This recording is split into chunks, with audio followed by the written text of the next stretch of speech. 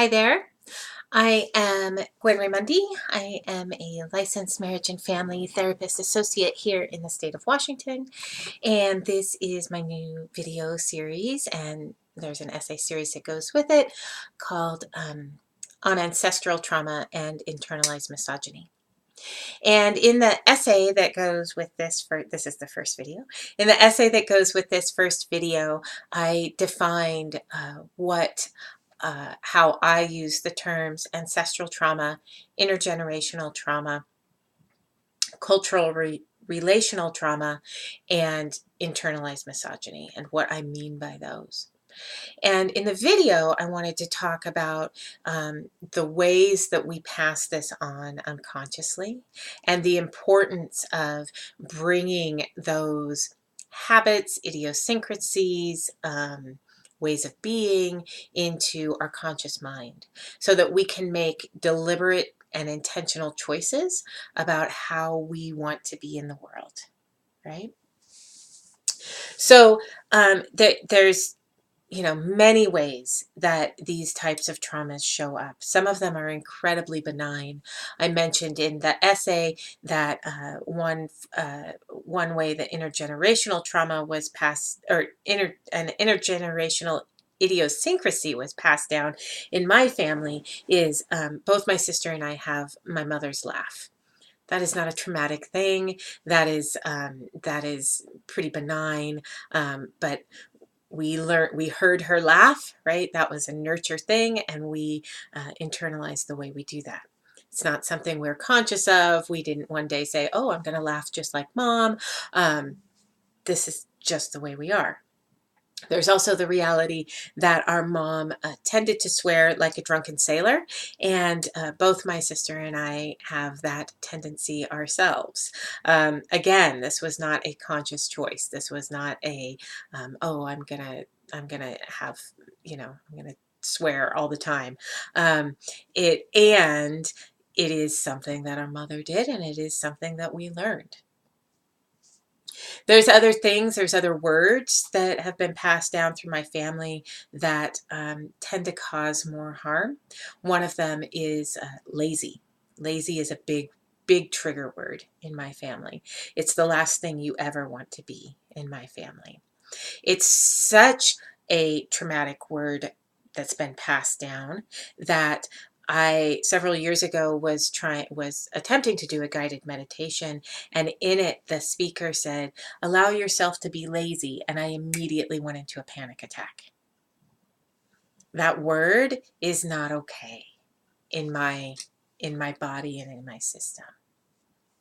I've since done a lot of work, and I can now hear the word lazy and even sometimes apply it to myself without going into a full-on panic attack right away. We all have these sort of language markers. We all have these phrases, certain words that are passed down that have very particular meanings for our families. And we usually use these words without even thinking about them.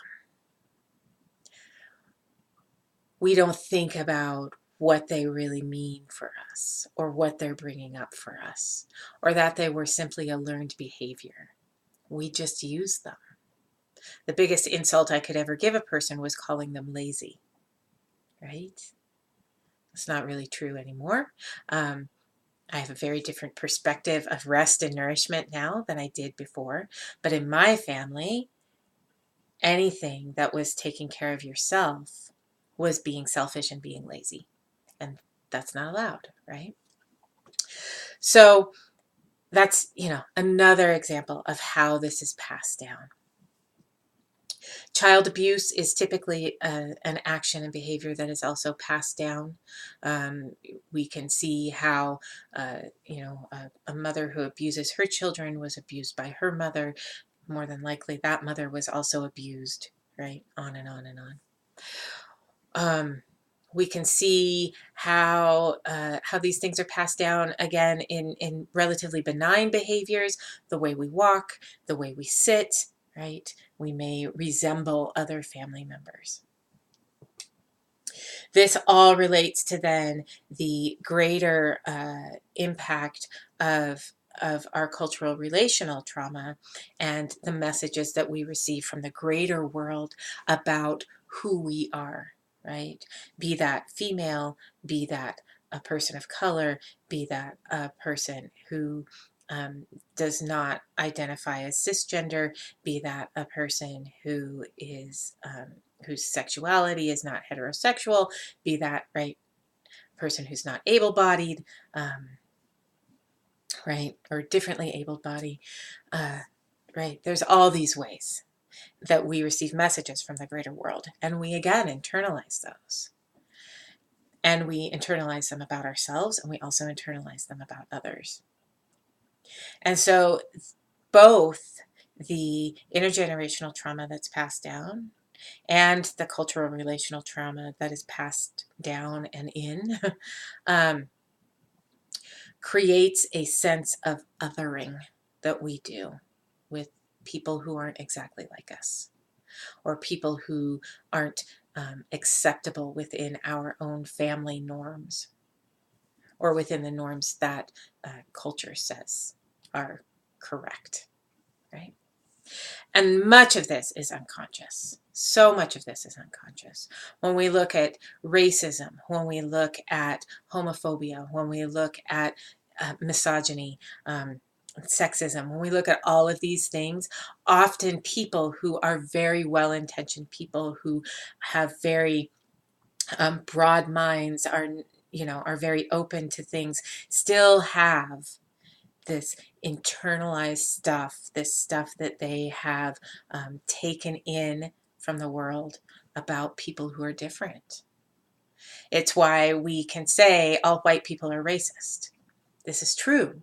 It's how our culture has raised us. And for many people, it's also how our families raised us. Is that our fault? No, it's not our fault, right? And this is where it does become our responsibility, though.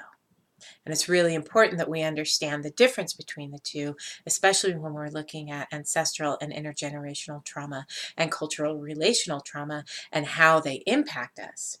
We didn't ask for those impacts. We did not consent to those impacts. Those impacts are definitely not at all our fault.